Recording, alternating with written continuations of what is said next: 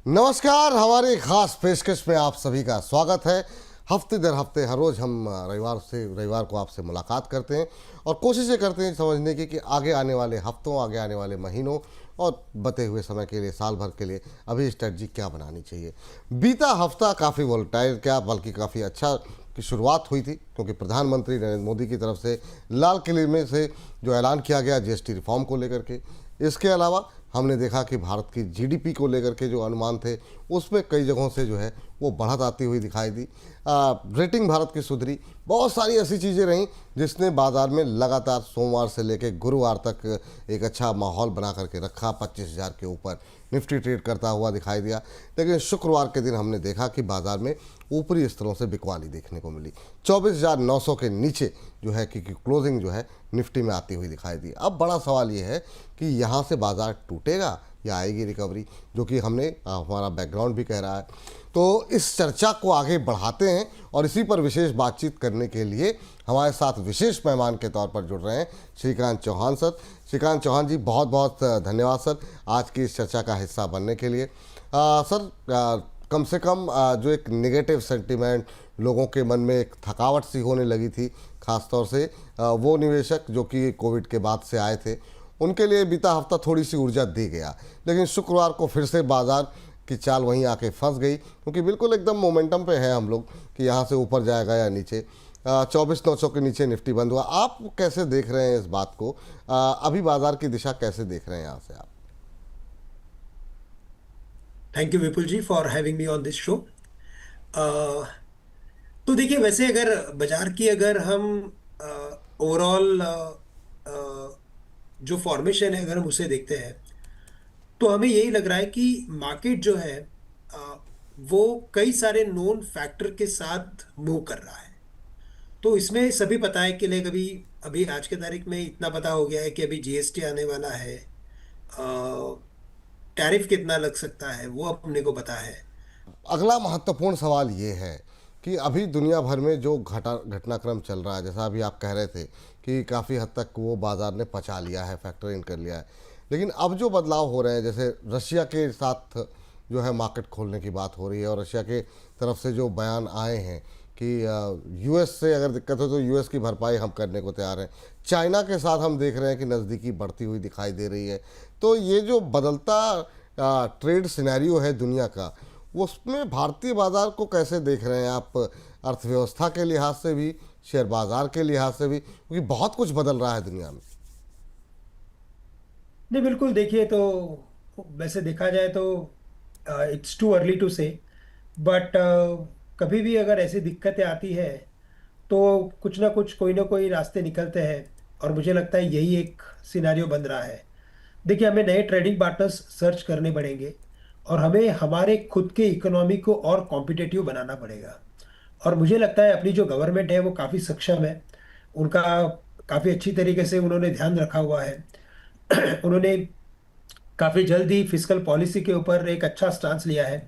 But मैं कहूँगा कि अगर ये फिस्कल पॉलिसी में अगर वो काफ़ी एग्रेसिवली अगर काम करते हैं, मुझे लगता है कि इसका बेनिफिट पूरे इकोनॉमी को काफ़ी जल्द मिल सकता है। ठीक।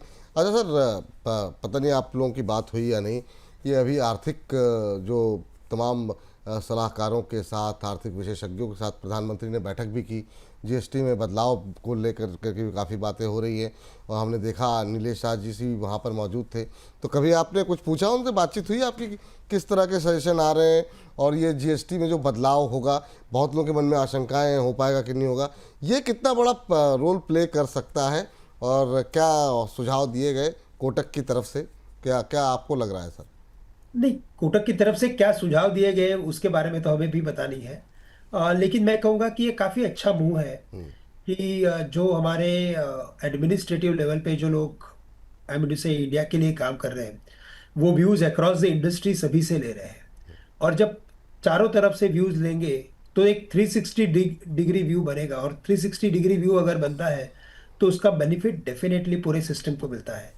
तो मुझे यही लग रहा है कि एक अच्छी बात है और ये पास्ट में भी हो चुका है। मुझे लगता है कि इस बार का जो ओवरऑल मंथन होगा, विचारों का जो मंथन होगा, मुझे लगता है उससे कहीं ना कहीं बहुत ही अच्छा एक कॉन्क्रीट सॉल्यूशन निकलेगा जिसका फायदा इकोनॉमी को बहुत ही लंबे अरसे तक मिलेगा। देखिए, कोई भी आपदा आती है तो उसमें से रास्ते निकलते हैं, लेकिन वो रास्ते निकलते निकलते वो सिस्टम को काफी अच्छा करके जाते हैं। जैसे हम लोगों ने कोविड देखा था, या 2008 का फॉल देखा, या टेक बूम और टेक बर्स्ट देखा था हमने। तो वो जो एक सिनारियो बना था, उसके बाद ऐसा लगा था कि अभी यहाँ से world is ending somewhere. But वैसे हुआ नहीं, और उसमें से अच्छे रास्ते निकले, और उसके बाद इनफैक्ट इकोनॉमी और बड़े डबल स्पीड से चली है। जी। तो ये भी मुझे लगता है कि अच्छा मौका है इन्वेस्टर्स लोगों के लिए, जिसकी वजह से मार्केट नीचे आ रहा है। ये तो मार्केट में करेक्शन आ रहा है, लेकिन हमें लगता है कि ये विचार मंथनों के पीछे जो एक रणनीति बनेगी इंडिया के लिए, वो काफी स्ट्रांग और कॉन्क्रीट बन सकती है। हम्म। अच्छा सर, ये जो सबसे बड़ा बदलाव होना है जीएसटी को लेकर के, जो बातें कही और दिवाली से पहले होना है, आपकी क्या एक्सपेक्टेशन है? मतलब कितना, मतलब ये अचीवेबल है कि इसमें परिवर्तन हो जाएगा? क्योंकि आसान प्रक्रिया नहीं होगी। बैठक होनी है, बैठक में मंजूरी होगी, सहमति बनेगी, राज्यों को कैसे बनाया जाएगा, बहुत सारे पेच हैं। तो एक तो ये, और दूसरा अगर ये होता है, इसे कितना बड़ा पॉजिटिव ट्रिगर मान रहे हैं और किस तरीके से बाज़ार इसको ले रहा है? सी देखिए, वैसे अनकन्फर्म्ड सोर्सेज के बेसिस पे तो अभी ये तय अंदेशा लगाया जा रहा है कि शायद जो 28 के ब्रैकेट में थे वो 18 के ब्रैकेट्स में आ जाएंगे, और जो 12 के ब्रैकेट्स में थे वो 5 के ब्रैकेट में आ जाएंगे। अगर आउटकम आता है तो भी मार्केट के लिए अच्छा है। लेकिन अगर इससे और बेहतर अगर होने की अगर कोशिश होती है, जैसे ही पकड़ लेते हैं कि जो 18 है उसको 16 कर दिया जाता है, या तो जो 12 से 5 एक्सपेक्टेड है वो 5 को अगर शायद 4 पे अगर लेके आते हैं, यानी मैं ये कहूंगा कि जो एक्सपेक्टेशंस है उससे और अगर बेहतर अगर शायद अगर पॉलिसी आती है जीएसटी की, तो उसका फायदा बहुत ही बड़ा इकोनॉमी को मिल सकता है, ऐसा मुझे लग रहा है। मुझे लगता है कि सबसे इम्पोर्टेंट जो ये जो जीएसटी रिफॉर्म्स करने की जो ज़रूरत थी वो इसके लिए थी, क्योंकि यहाँ पे कुछ स्ट्रक्चरल रिफॉर्म्स लाने थे। कुछ रेट रैशनलाइजेशन की बात हो रही थी, और अगर रेट रैशनलाइजेशन अभी होनी है तो मुझे लगता है कि एक साथ एक इम्पैक्ट अगर मार्केट में लाते हैं तो उसका उसका फायदा पूरे इकोनॉमी को मिलेगा। अगर आप इसे ग्रेजुअली लाओगे तो मुझे लगता है कि इसका जो इम्पैक्ट रहेगा वो थोड़ा कम हो सकता है, जो इसका इफेक्ट जो होता है वो थोड़ा कम हो सकता है। तो यही वजह से मुझे लगता है कि यस, अभी कैसे हो गया ना कि ये सिस्टम ऐसे हो गए कि यहाँ पे सिस्टम को इसके लिए स्ट्रांग करना है, क्योंकि जो हमारे एक्सपोर्ट्स थे वो अंडर थ्रेट आ गए हैं। और ऐसा नहीं है कि ये सिर्फ यूएस के साथ हो रहा है, आगे जाके ये किसी भी कंट्री के साथ हो सकता है। तो हमें हमारे खुद के इकोनॉमी को, यानी कि डोमेस्टिक इकोनॉमी को और कॉम्पिटिटिव बनाना पड़ेगा और स्ट्रांग बनाना पड़ेगा। जब हम इंटरनली स्ट्रांग हो जाएंगे तो हम एक्सटर्नली भी काफी अच्छा काम कर सकते हैं। ठीक, महत्वपूर्ण बात कही सर आपने।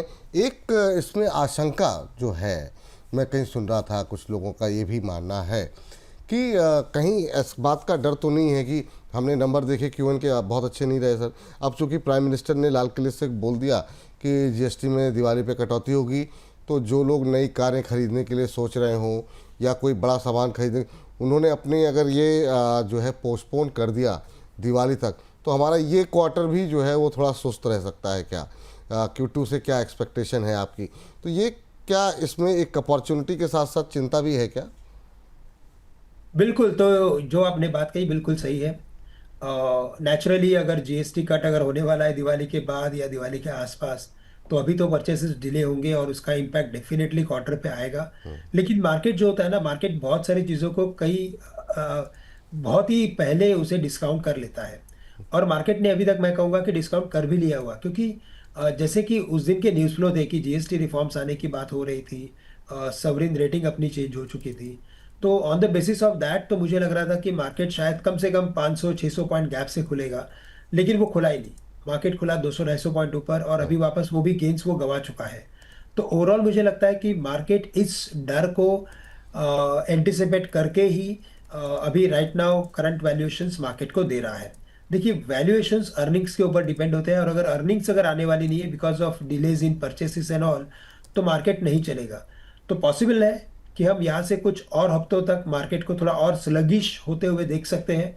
लेकिन इवेंचुअली मुझे लगता है कि इसका बेनिफिट सिस्टम में आएगा। देखिए, सीआरआर कट भी आना है सितंबर महीने से, तो उसका भी बेनिफिट धीरे धीरे आने लगेगा बैंकों को, एनबीएफसीज को, जिसका इफेक्ट हमें दिखने मिलेगा। तो yes, for the time being what you are saying is right. देखिए Q1 Q2 ये दोनों में इनफैक्ट बड़ी आशंकाएं, यानी कि जो ओवरऑल एक्सपेक्टेशंस थी वो काफ़ी कम थी। ये जो दो क्वार्टर्स है, ये दो क्वार्टर्स एक बेस बनेंगे फॉर Q3, और फिर मुझे लगता है कि Q3 से मार्केट में हमें अच्छे अपटेक्स देखने मिलेंगे। But for the time Bing मुझे लगता है यस, इसका असर मार्केट पे आएगा और मार्केट थोड़ा सा मंदा रह सकता है। हाँ, तो ये बाजार में थोड़ा सा दबाव दिख सकता है। चलिए, तो इस पर तमाम पहलुओं को लेकर के तो बातचीत हो गई। अब अगले जो हमारे पास समय बचा हुआ है उस पर थोड़ा सा सेक्टर, थोड़ा सा शेयरों पे थोड़ी सी बात कर लेते हैं। पहले तो सर चूँकि हम लोग जीएसटी की बात को कर रहे थे, तो उसी को कंटिन्यू करते हुए थोड़ा आगे बढ़ते हैं। जीएसटी कटौती पर अगर फैसला हो जाता है, सहमति बन जाती है, जो कि ऐलान किया गया है, तो मुझे लगता है कुछ ना कुछ सोचा गया होगा कि कैसे राज्यों को बनाया जाएगा, क्या उनको कंपनसेट किया जाएगा। तो कौन से वो सेक्टर हैं जिस पर आपकी निगाहें अभी लगी हुई हैं? कुछ सेक्टर्स पे हमने देखा कुछ एक हलचल होती हुई दिखाई भी दी है। आपकी निगाहें कहाँ पर है? देखिए, तो सबसे पहले जो इसका इम्पैक्ट आना चाहिए जीएसटी का, वो आना चाहिए ऑटोमोबाइल्स के ऊपर। और ऑटोमोबाइल्स में हमने अच्छी खासी तेज़ी भी देखी उसके बाद। इनफैक्ट मारुति की अगर आप ओवरऑल एक्टिविटी देखो तो मारुति में काफ़ी अच्छी हमने एक अपवर्ड एक्टिविटी देखी। साथ ही साथ hero Motors, Bajaj auto, TVS Motors. तो मुझे लगता है इसका सबसे बड़ा बेनिफिट सबसे पहले ऑटो कंपनीज को जाएगा। उसके बाद अगर इसका इफेक्ट अगर आना है तो कंज्यूमर ड्यूरेबल्स पे जाएगा, जैसे कि एसी, टीवी, फ्रीज, ये जितने भी कंज्यूमर ड्यूरेबल्स या कंज्यूमर स्टेपल्स के भी कंपनीज हैं, वहाँ पे भी थोड़ी सी और हमें लगता है कि अपवर्ड एक्टिविटी हमें देखने मिलेगी। देखिए, सबसे बड़ा प्रॉब्लम क्या हो रहा है कि जो वॉल्यूम ग्रोथ आना चाहिए वो वॉल्यूम ग्रोथ नहीं आ रहा है, कंजम्पशन नहीं हो रहा है। और अगर कंजम्पशन नहीं हो रहा है, इसी वजह से ये सब स्टांस लिए जा रहे हैं। तो ये नेचुरली जीएसटी से कंजम्पशन इंप्रूव होगा, तो इसका impact consumer durables, consumer staples को तो जाना ही जाना है। तो वो भी एक सेक्टर हमें ध्यान में रखना है। लेकिन हमें लगता है कि इन रियल टर्म्स, यानी कि जहां पे अच्छी खासी वैल्यू बन सकती है, वो सबसे इंपॉर्टेंट सेक्टर मुझे ऑटो लग रहा है। देखिए, सीमेंट में भी काफी एक्सपेक्टेशंस है। सीमेंट में भी जो टैक्स लग रहे हैं वो 28% के हैं। अगर ये 18% पे आ जाते हैं तो मुझे लगता है कि उसका इम्पैक्ट बहुत ही बुलिश रहेगा फॉर सीमेंट कंपनीज। और सीमेंट ये एक ऐसी चीज है कि जिसमें मैंने देखा है कि अगर ऐसे कुछ कॉस्ट में अगर रिडक्शन अगर आता है तो उसका बड़ा बेनिफिट आता है, यानी कि उसका जो इम्पैक्ट आता है वो मैग्नीट्यूड इम्पैक्ट आता है। तो एक सीमेंट इंडस्ट्री भी है। लेकिन क्या होता है कि सीमेंट हम कोरिलेट करते हैं विद रियल इस्टेट, और अगर रियल इस्टेट की बात करें तो रियल इस्टेट में सबसे बड़ा जो कॉस्ट होता है वो लैंड कॉस्ट होता है। तो सीमेंट का वैसे अगर देखा जाए तो यूज है, लेकिन प्रोपोर्शनेटली अगर आप देखें तो उसका यूज फिर भी कम है, यानी कि ओवरऑल एक्सपेंडिचर में। But yes, cement, consumer durables, consumer staples और ऑटोमोबाइल्स। अच्छा, साथ ही साथ इंश्योरेंस में अगर यहाँ पे भी अगर इंटरेस्ट रेट, आई मीन से जीएसटी रेट अगर कट हो जाता है तो उसका इफेक्ट पूरे इंश्योरेंस इंडस्ट्री को मिलेगा, और साथ ही साथ उसके जो कंज्यूमर है उनको भी मिलेगा। और इसमें बहुत ही बड़ी और भी आने वाले दिनों में निवेशकों की मैं कहूँगा कि बढ़ोतरी हो सकती है। हाँ बिल्कुल, और इसमें कुछ एक हलचल होती हुई दिखाई दी भी दी है। चलिए जनाब, चूँकि सर आपने कई सारे सेक्टर्स के नाम लिए हैं, तो हम अपने सेक्टर को पूछें आपसे उससे पहले या शेयरों पे बात करें, क्योंकि दो तीन सेक्टर, जैसे ऑटो का जिक्र आपने किया, तो पहले ऑटो से ही शुरू करना चाहेंगे। ऑटो में आपके पसंदीदा शेयर कौन से हैं, जहाँ पर आप लोगों की तरफ से, कोटक की तरफ से मीडियम टर्म के लिए जो है खरीदारी की सलाह दी गई है, या फिर अगर ये मूव होता है जहाँ पर आपको सबसे ज़्यादा बेनिफिशियरी जो दिखाई दे रहे हैं, कुछ एक में चाल आ गई है, क्या उनको भी शामिल करेंगे आप? बिल्कुल। तो देखिए, मुझे लगता है कि इन लेवल्स पे अगर जैसे कि जीएसटी की भी न्यूज़ फ्लो आ रही है और ओवरऑल भी हमें सेक्टर को अगर देखना है काफ़ी डीपली, तो हमें लगता है कि महिंद्रा एंड महिंद्रा ये एक ऐसा स्टॉक है कि जिसमें और भी करंट लेवल से तेज़ी बन सकती है। कम से कम 5 से 10% के रिटर्न्स एक्सपेक्टेड है आने वाले 12 महीने में, जो मैं कहूँगा काफ़ी अच्छे हैं। हमें थोड़ी सी मॉडरेट रिटर्न की अभी ज़रूरत है। क्योंकि अभी क्या हो गया कि हमने पिछले 2-3 साल में बहुत ही बड़ी तेज़ी देखी, और जो ईयरली रिटर्न्स थे वो 20-25% के करीब के थे। अभी उतने रिटर्न्स जल्दी से आने की कोशिश मीन्स कॉर्पोरेट्स तो कर रहे हैं, लेकिन वो इतना नामुमकिन है। तो हमें लगता है कि हमारे जो रिटर्न्स एक्सपेक्टेशंस है वो उसे हमें थोड़ा कम करना चाहिए। तो जी। महिंद्रा एंड महिंद्रा मुझे लगता है करंट लेवल से भी खरीदेंगे तो 5 से 10% की अपसाइड वहां पे दिख रही है। साथ ही साथ हमें लगता है कि अशोक लीलैंड ये एक स्टॉक ऐसा है कि जो 130-132 के करीब ट्रेड कर रहा है। यहाँ पे भी कम से कम 5 से 10% की अपसाइड एक्सपेक्टेड है। और इसके अलावा अगर टू व्हीलर्स में अगर अगर हम जाने की कोशिश करते हैं तो हमें लगता है कि सबसे स्ट्रॉन्गेस्ट कैंडिडेट है टीवीएस मोटर्स, जहाँ पे हमें लगता है कि अपसाइड एक्टिविटी डेफिनेटली ड्यू है। लेकिन अगर कोई करेक्शन अगर आता है तो इसे खरीदा जा सकता है, क्योंकि ये स्टॉक अगर आप देखें तो ऑलरेडी 52 वीक हाइज में ट्रेड कर रहा है। वैसे कोई भी करेक्शन अगर आता है तो ये तीनों स्टॉक्स में हमें लगता है कि अच्छी बाइंग की अपॉर्चुनिटी अच्छी बन बाइंग सकती की है। अपॉर्चुनिटी है। एम अशोक लेलैंड जो है, इसके अलावा टू व्हीलर में टीवीएस मोटर्स, ये सबसे ज़्यादा पसंदीदा शेयर है जहाँ पे करंट लेवल से भी खरीदारी की जा सकती है। 10-12% के आसपास का रिटर्न यहाँ पर आप एक्सपेक्ट कर सकते हैं। बहुत ज़्यादा एक्सपेक्टेशन अभी नहीं पालनी चाहिए। कंज्यूमर ड्यूरेबल में आते हैं। कंज्यूमर ड्यूरेबल में इस बार मानसून पहले आ गया तो बहुत सारे जो शेयर थे उनका प्रदर्शन उस तरीके से नहीं रहा। अब हम जब से पीएम की स्पीच के बाद हम देख रहे हैं मोमेंटम कुछ एक शेयरों में बना है। वोल्टास में है, ब्लू स्टार में है और कुछ एक शेयरों में। सर, कंज्यूमर ड्यूरेबल पे आपकी निगाहें कहाँ पर हैं? कोई पसंदीदा एक दो कंपनियां जो आपको ज़्यादा अच्छी लग रही हो? तो देखिए, वैसे कंज्यूमर ड्यूरेबल्स में हमें वैल्यूएशंस के बेसिस पे जहाँ पे कुछ तेजी नजर आ रही है उसमें से नंबर वन स्टॉक है ब्रिटानिया। हमें लगता है यहाँ पे एक तेजी बन सकती है। साथ ही साथ हमें लगता है आईटीसी, इसे नहीं भूलना चाहिए, ये भी स्टॉक एक एफएमसीजी और कंजम्पशन में रिलेट करता है और इसमें काफ़ी बड़ी अपसाइड है। लेकिन ये स्टॉक अभी चल नहीं रहा है, लेकिन अगर इन लेवल से खरीदते हैं तो इसमें डाउनसाइड काफ़ी कम है। अ, हिंदुस्तान लीवर ये भी हमें अच्छा लग रहा है, लेकिन करंट लेवल्स काफ़ी एक्सपेंसिव है। अगर इसमें कोई अगर करेक्शन आता है तो अच्छी अपॉर्चुनिटी बनेगी। इसके अलावा हमें टाटा कंज्यूमर्स, गोदरेज कंज्यूमर्स, यहाँ पे भी हमें लगता है कि तेज़ी के मौके बन सकते हैं। सर, एक बार मैं नाम आपको रिपीट करना चाहूँगा। टाटा कंज्यूमर, गोदरेज कंज्यूमर, बिल्कुल। इसके अलावा आपने नाम एचयूएल का लिया सर? एचयूएल का लिया, यस, बट एचयूएल, करेक्शन में लेना चाहिए। हाँ सर, ब्रिटानिया। थोड़ा अगर करेक्शन अगर आता है हाँ तो उस करेक्शन में इसे खरीदा जा सकता है। जी। चलिए, तो एफएमसीजी में एचयूएल, टाटा कंज्यूमर, एचयूएल में इसके अलावा ब्रिटानिया, आरटीसी भी में खरीदारी की सलाह है। थोड़ा सा नीचे आने के बाद यहाँ पर खरीदारी करने की सलाह दी जा रही है। चलिए, तो सीमेंट सेक्टर को जैसा आपने कहा काफ़ी एक्सपेक्टेशन है सीमेंट सेक्टर में। बीच में आप भी साल भर पहले काफ़ी हलचल भी हमने देखी थी जब छोटी छोटी कंपनियों को एक्विजिशन भी हो रहा था।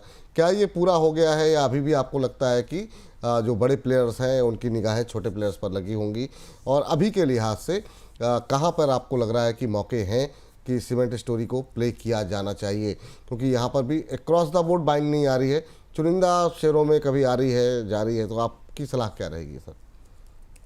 नहीं तो देखिए, अगर चुनिंदा बाइंग इसी वजह से आ रही है क्योंकि ये सभी के सभी स्टॉक काफ़ी एक्सपेंसिवली ट्रेड कर रहे हैं। अगर वैल्यूएशन कंफर्ट अगर की बात करें तो वैल्यूएशन कंफर्ट ज़रा सा भी नहीं है, क्योंकि सारे हर एक स्टॉक अपने हाईएस्ट वैल्यूएशन में ट्रेड कर रहा है। तो इसी वजह से मुझे लगता है कि अगर कोई करेक्शन अगर आता है तो उसमें कुछ एक स्टॉक्स बिल्कुल खरीदे जा सकते हैं, जैसे कि अल्ट्राटेक सीमेंट है, श्री सीमेंट है। बट अगर करेक्शन आता है तो ही इसे खरीदना चाहिए। बाकी हमें लगता है कि इसके अलावा जो बाकी के स्टॉक्स हैं जैसे कि एसीसी, अंबुजा, हमें लगता है कि वहाँ पे अभी भी थोड़ा हमें इंतज़ार करना ज़रूरी है। इनमें और अच्छा करेक्शन एक्सपेक्टेड है, उसके बाद ही इनमें खरीदें।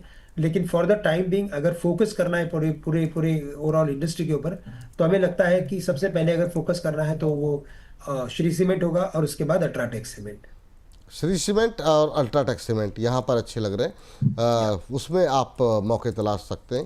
तो ये सलाह यहाँ पर और सीमेंट को लेकर के आती हुई। सर, अभी अगर जो आपसे साथ कई बार दिन के कार्यक्रम में भी बातचीत हुई और सबसे ज़्यादा जो क्वेरी सवाल रहे हैं वो पीएसयूज में रहे। दो तरह के लोग हैं। एक तो वहाँ पर डिफेंस में जो लोग खरीदारी करना चाह रहे हैं, रेलवे में खरीदारी करना चाह रहे हैं, पावर में मौके ढूंढ रहे हैं। वो लोग हैं जो कि हायर लेवल पे फंस गए हैं, वो लोग भी सवाल पूछ रहे हैं। अभी अगर इन तीन सेक्टर की एक करके बात करें, डिफेंस में क्या वाकई में सब महंगे हो गए हैं या अगर अच्छे हैं तो कौन से अच्छे हैं? क्या करना चाहिए क्योंकि करेक्शन भी आया है? आपकी सलाह क्या है? क्योंकि बीच बीच पे यहाँ पर सरकार की तरफ से भी डिफेंस को लेकर के जोर जो है वो दिया जा रहा है। आपकी कंपनी और आपका व्यू क्या है अभी डिफेंस को लेकर के? तो देखिए, हमें लगता है कि डिफेंस और रेलवे दोनों में भी जितनी भी कंपनीज हैं वो काफ़ी एक्सपेंसिवली ट्रेड कर रहे हैं। हमने बीच में भी यही बात कही थी। बट अगर लंबी अवधि का नजरिया हो, यानी कि लंबी अवधि का नजरिया नहीं, मेरा बोलने का मतलब ये है कि यहाँ से 12 से 18 महीने का अगर नजरिया हो, यानी मोर देन 12 महीने का अगर नजरिया हो, तभी जाके आप डिफेंस या रेलवे स्टॉक्स को खरीद सकते हैं। करंट लेवल्स पे जितनी भी उनकी ऑर्डर बुक थी, जो भी उन्होंने ओवरऑल उनके जो नतीजे दिखाए थे, वो मार्केट ने सभी पचा लिए हैं। तो अभी हम्म। यहाँ से कुछ और नया आना पड़ेगा। बट अगर फिर भी अगर देखा जाए तो मुझे लगता है कि जैसे कि निवेशकों का ऑलवेज एक व्यू होता है कि वो कम से कम 2 से 3 साल कुछ कोई चीज़ों को होल्ड करने की कोशिश करते हैं, या तो उनका मन वैसे होता है। अगर आपका भी मन अगर वैसे ही है तो मुझे लगता है कि डिफेंस में से किसी एक या दो स्टॉक को आप चुन सकते हो, जैसे कि भारत इलेक्ट्रॉनिक्स है। ये काफ़ी हमें अच्छा लग रहा है। हमें लगता है कि भारत और डायनामिक्स है। अगर लॉन्ग टर्म का व्यू हो, यानी मोर देन 12 मंथ्स का व्यू हो, तभी जाके आपको खरीदना है। और रेलवेज में अगर जाना है तो रेलवेज में सबसे पहले अगर आपको कोई स्टॉक खरीदना है तो वह आरबीएनएल है वो। और इसके बाद है आईआरएफसी। तो ये दो स्टॉक हमें अच्छे लग रहे हैं रेलवे में से। लेकिन इन दोनों में हमारा राइट नाउ कोई कवरेज नहीं है। भारत इलेक्ट्रॉनिक्स में कवरेज है, लेकिन उसमें हमारी सेल की रेटिंग है, क्योंकि वैल्यूएशंस काफी एक्सपेंसिव है। बट अगर यहाँ से लंबी अवधि का नजरिया हो तो बिल्कुल इसमें खरीदा जा सकता है ऑन एवरी डीप। तो लंबी अवधि के लिए डिफेंस स्टॉक्स अभी के लिए फिलहाल के लिए थोड़े से महंगे दिखाई दे रहे हैं, लेकिन लॉन्ग टर्म के लिए अगर आप निवेश कर रहे हैं और बीईएल, बीडीएल, रेलवे में आरवीएनएल, आईआरएफसी ये पसंदीदा शेयर हैं। सर, पावर में क्या हुआ? पावर में कट क्यों लग रहा है? मतलब इस बार तो पावर सेक्टर्स में अभी तक कोई वैसी रैली रही नहीं। क्या कोई समस्या है, कोई फंडामेंटल इशू है? क्योंकि ऐसा डिमांड में तो कोई कमी दिखाई नहीं दे रही है। क्या वजह रही है सुस्ती की? आपकी टिप्पणी क्या रहेगी अभी के लिए? क्या करना चाहिए पावर में? प्राइवेट के अच्छे लग रहे हैं या पीएसयू अच्छे लग रहे हैं? आपकी राय क्या है? देखिए, तो यहाँ पे भी पर कैपिटा पावर कंजम्पशन तो बढ़ते जा रहा है। लेकिन बाजार की समस्या क्या है कि बाजार में अभी एक काफी एक्सपेंसिव वैल्यूएशंस पे हमारे पूरे बाजार ट्रेड कर रहे हैं। और आपने देखा होगा कि as compared to other peers in the basket of emerging markets, हमारे मार्केट्स में एफआईएस की सेलिंग लगातार चल रही है। लेकिन अगर आप बाकी के मार्केट्स देखते हो, जैसे कि ब्राज़ील है, इंडोनेशिया है, या even I can say Shanghai China, अगर वहाँ के अगर मार्केट्स देखो तो वहाँ पे एफआईएस की लगातार खरीदारी चल रही है। तो वो मार्केट्स हमारे मार्केट से काफ़ी इनएक्सपेंसिवली ट्रेड कर रहे थे, यानी काफ़ी सस्ते थे। तो उनमें खरीदारी आ रही है। अच्छा, पावर सेक्टर के लिए मैंने मोस्ट ऑफ द टाइम देखा है कि ब्रॉडर मार्केट जब तेजी में होता है तो इन स्टॉक्स में अच्छी खासी तेजी बनती है। तब तक ये हमें एक एक न्यूट्रल सा रिटर्न देते हैं। और वही ट्रेंड अभी भी दिखाई दे रहा है हमें। साथ ही साथ कई सारे न्यू एनर्जीज में कन्वर्ट होते जा रहे हैं, तो वहाँ पे कुछ इंटरेस्ट डेवलप हो रहा है। तो मुझे लगता है कि जैसे रिन्यूएबल्स है, वहाँ पे इंटरेस्ट डेवलप हो रहा है धीरे धीरे। तो वहाँ पे कुछ कंपनीज को हमें ट्रैक करना चाहिए। कोई करेक्शन अगर आता है तो वहाँ पे कुछ एक कंपनीज है, जैसे कि वारी इंजीनियरिंग है, वारी एनर्जी है, उसे फोकस में रखना चाहिए, वॉच लिस्ट में रखना चाहिए। अगर कोई करेक्शन अगर आता है तो उन्हें खरीदना चाहिए। लेकिन फॉर द टाइम बिंग मुझे लगता है टाटा पावर, एनटीपीसी, इनसे कोई बड़े रिटर्न्स की expectations for the time Bing नहीं है। तो कोई करेक्शन अगर आए तो उन्हें खरीदे। अदरवाइज करंट लेवल से मैं कहूंगा कि जो इन्वेस्टमेंट्स है उसमें आप बने रहे। हम्म। गिरावट में खरीदारी कर सकते हैं, पहले से खरीदा हुआ है तो बने रहें। फिलहाल के लिए वारी एनर्जी, टाटा पावर, एनटीपीसी ठीक है, लेकिन बड़े रिटर्न की उम्मीद ना करें। गिरावट में आप इन्हें खरीद सकते हैं। सर, कहीं अगर मैं आपकी बातों को ठीक से ना कह पाऊँ या कुछ गलत मिसकोट करूँ तो आप मुझे टोक दीजिएगा। तो अभी तो ये फिलहाल के लिए पावर को लेकर के राय निकल करके आती हुई दिखाई दे रही है। इसके अलावा बैंक एक ऐसा सेक्टर है सर जिन्हों पे काफ़ी निगाहें रहती हैं, और इस बार के नतीजों में पीएसयू बैंक्स को लेकर के कुछ एक सवाल चर्चाएं रही हैं। आप कैसे देख रहे हैं बैंकों को लेकर के? क्या व्यू है, और क्या भरोसा अभी भी प्राइवेट बैंकों की तरफ है, या फिर ये जो मिड कैप के पीएसयू बैंक्स है वो चलते हुए दिखाई देंगे या नहीं अभी? तो बिल्कुल देखिए, वैसे बैंकों में मुझे लगता है कि यहाँ पे भी एक मॉडरेट तेजी बनी रहेगी, बिकॉज की डिपॉजिट ग्रोथ काफ़ी लो है और क्रेडिट कॉस्ट बढ़ते जा रहा है। तो ये सेक्टर भी एक प्रेशर में बना रहेगा, क्योंकि देखिए लेंडिंग बोरोइंग का स्प्रेड अगर कम हो रहा है और उसमें अगर आरबीआई काफ़ी एग्रेसिवली रेट कट करने की कोशिश कर रहा है, तब क्या होता है कि ये स्प्रेड और कम होता है। और जैसे ये स्प्रेड कम होता है तो निम्स मार्जिन कॉन्ट्रैक्ट होने लगते हैं। तो इसी वजह से हमें क्या लगता है कि यहाँ पे भी हमें काफ़ी सिलेक्टिव रहना है। लेकिन ओवर द पीरियड हमें ये जो सेक्टर है वो कंसिस्टेंट रिटर्न देते रहेगा। और डाउनसाइड डेफिनेटली कम है। इस बार अगर आप देखें तो प्राइवेट बैंक्स के मुकाबले पीएसयू बैंक्स के नतीजे काफ़ी अच्छे थे। और पीएसयू बैंक्स में अगर ध्यान देना है तो हमें लगता है state bank of India, Punjab national bank, Canara bank जैसे स्टॉक्स पे ध्यान रखें। प्राइवेट बैंक्स में तो जो गिने चुने स्टॉक्स हैं, टॉप 3 टॉप 4, उन्हें ही आप फोकस कर सकते हो, जैसे कि HDFC बैंक है, ICICI बैंक है। यहाँ पे हमें लगता है कि इनके भी नतीजे अच्छे थे, और एक लंबी अवधि का नजरिया हो, यानी यहाँ से कम 3 से 6 महीने का नजरिया हो, तो बिल्कुल करंट लेवल से भी इन्हें खरीद के चलना चाहिए। मुझे लगता है जैसे ही CRR कट इम्प्लीमेंट होगा, उसके बाद इनके नतीजे और अच्छे हो जाएंगे, और Q3 के बाद हमें लगता है कि BFSI सेक्टर में और भी अच्छी तेजी हमें देखने मिलेगी। सर ये जो PSU बैंक्स में आपने SBI, कैनरा बैंक और तीसरा नाम क्या लिया? तीसरा नाम मैंने लिया पंजाब नेशनल बैंक। PNB में खरीदारी की सलाह। ठीक है सर, चलिए ठीक है, यहाँ पर जो है बैंक हो गया सर। ऑलमोस्ट मोटे मोटे जिन पर सवाल रहते हैं उस पर जो है आपने काफ़ी डिटेल में बातचीत की। क्या ऑटो इंसलरी पे निगाहें भी हैं आपकी, अगर ऑटो चलता है तो, या फिर अभी ऑटो इंसलरीज को थोड़ा सा दूर रखने की सलाह रहेगी? नहीं, तो देखिए GST का बेनिफिट ऑटो एंसिलरीज को भी मिलेगा, और अगर ऑटो एंसिलरीज में ध्यान रखना हो तो यहाँ पे भी कुछ गिने चुने नेम है, उन्हीं के ऊपर फोकस करें, जैसे कि उनो मिंडा है, या तो आप पकड़ लीजिए कि मदरसन सुमी है, साथ ही साथ FIEM फीम इंडिया करके एक कंपनी है, जी। वो भी हमें अच्छा लग रहा है। तो काफी सिलेक्टिव रहना जरूरी है। आपके इस देखिए इस मार्केट में जहाँ पे FIs की लगातार सेलिंग चल रही है और डोमेस्टिक इंस्टीट्यूशंस की खरीदारी चल रही है, तो मार्केट एक रेंज के अंदर फंसा हुआ है। तो डाउनसाइड कम है, मार्केट गिर नहीं रहा है, लेकिन अपसाइड भी काफी हद तक लिमिटेड है। तो इसी वजह से जो मेन लाइन सेक्टर्स है, उनमें जब तक अच्छी तेजी नहीं होगी, तब तक ये जो सेकंड लाइनर्स है, उनमें बड़ी तेजी एक्सपेक्ट नहीं कर सकते हैं। तो फॉर द टाइम बिंग मैं यही कहूंगा कि आपको काफी स्टॉक स्पेसिफिक रहना है इस मार्केट में। आप इस बार के ट्रेंड को देखें तो इस बार जो एक्टिविटी बन रही है, वो मैक्सिमम हॉस्पिटल स्टॉक्स में इंटरेस्ट बढ़ते जा रहा है इन बिल्कुल। निवेशकों का। न्यू एज टेक्नोलॉजीज में इंटरेस्ट बना हुआ है।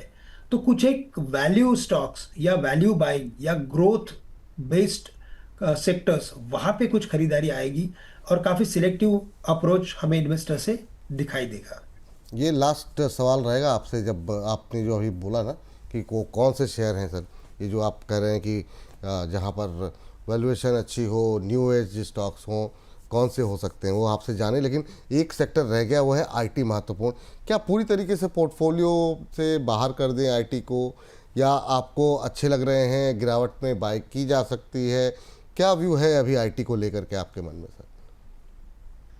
देखिए वैसे IT को देखा जाए तो एक बड़ा प्रश्न चिन्ह है कि वो AI करके जो एक मार्केट में एंटर हुआ है बड़ा एनिमल, वो क्या करेगा इस पर्टिकुलर सेक्टर के साथ, बहुत ही बोलना मुश्किल है।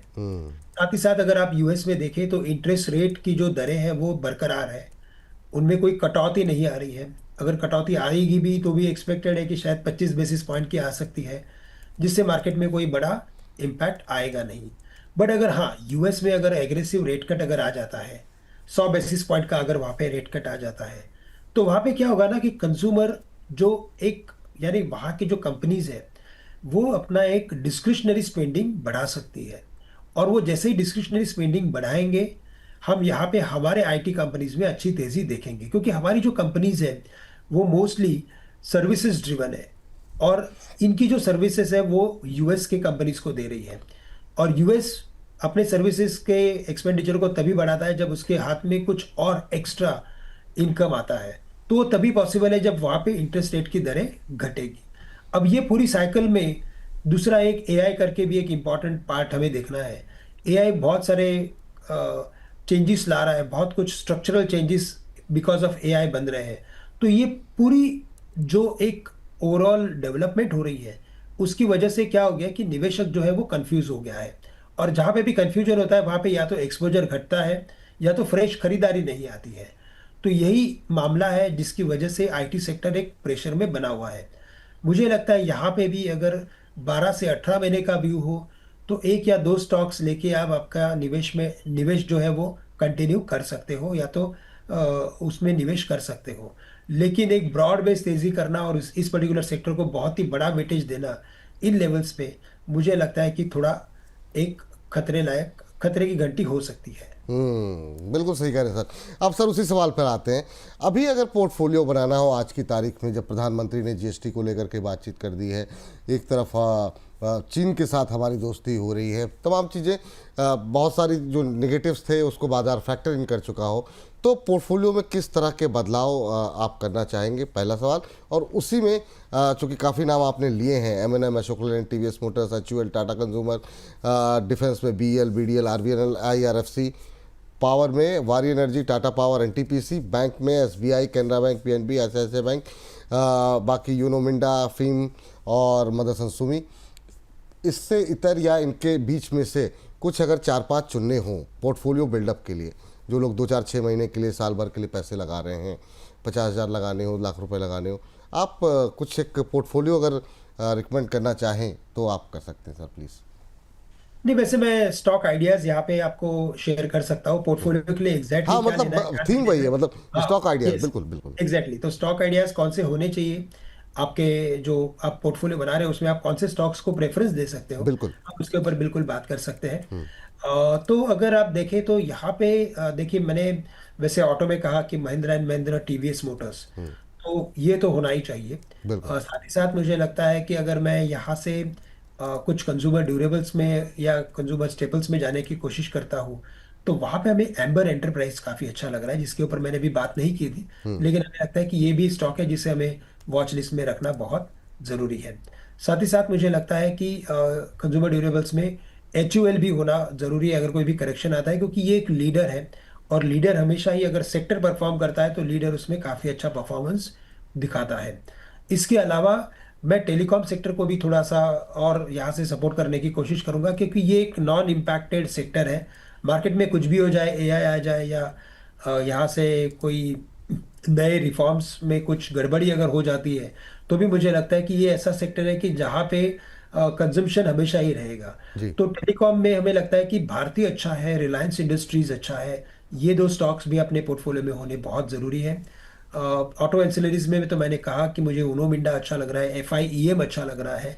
और अगर इसके अलावा अगर मैं कुछ नए सेक्टर्स की बात करता हूँ, जैसे कि हॉस्पिटल्स हैं, तो हॉस्पिटल्स में अपोलो हॉस्पिटल, ये हमारे वॉच लिस्ट में होना बहुत ज़रूरी है। ये हमें अच्छा लग रहा है स्टॉक, इसमें लगता है कि 9,000 9,500 तक के टारगेट्स नज़र आते हैं। NH नारायणा हृदयाला करके जो हॉस्पिटल है, ये भी एक स्टॉक अपने हॉस्पिटल्स के कैटेगरी में होना बहुत ज़रूरी है।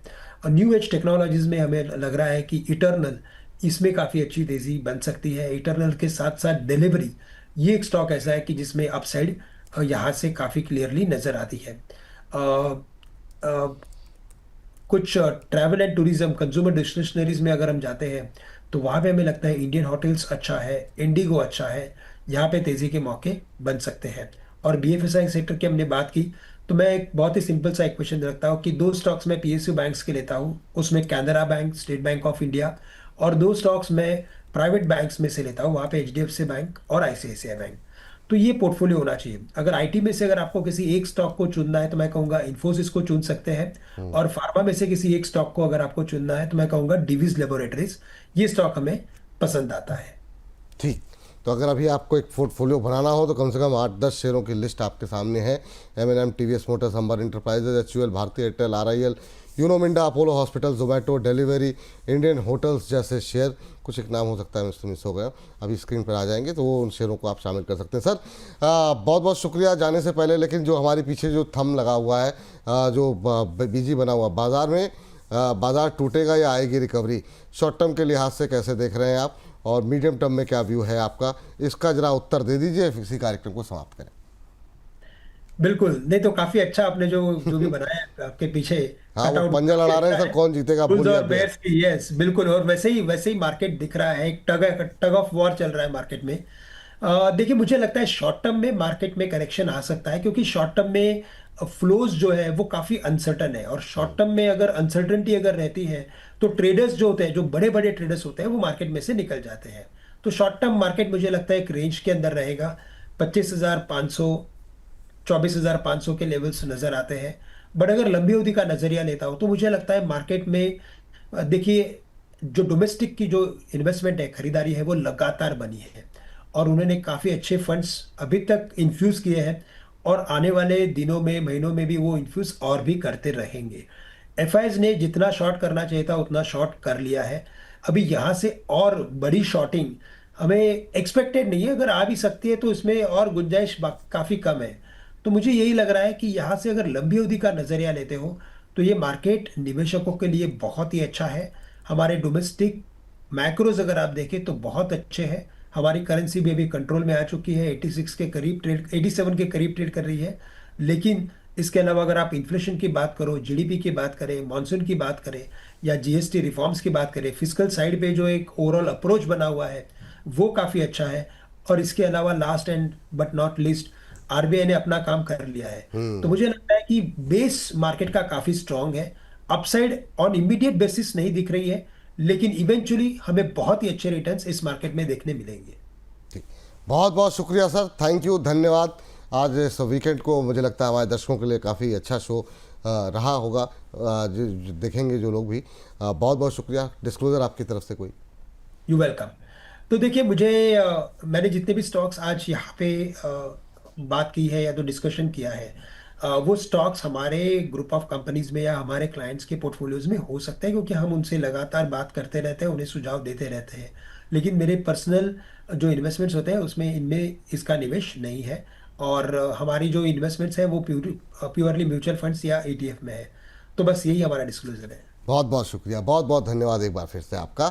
तो आज की चर्चा को अब यहीं पर समाप्त करते हैं, और जो कुछ भी आपको बताया गया है, सिखाया गया है, उस पर अमल कीजिए। जो अच्छे अच्छे शेयर हैं गिरावट में खरीदते रहिए लगातार। और अगर आपके मन में और चिंताएं, आशंकाएं हैं तो हमारे साथ हर रोज़ सुबह 10 बजे यार बाज़ार में जुड़िए। दोपहर 1 बजे अपने सवाल पूछिए। सवाल लाख टके का में आपके लिए तो हम हर समय तैयार हैं, तत्पर हैं। तो बोनस के साथ बने रहिए, लगातार बोनस के साथ जुड़े रहिए, अपने सुझाव टिप्पणियाँ भेजते रहिए। मुझको इजाज़त दीजिए, फिलहाल के लिए नमस्कार।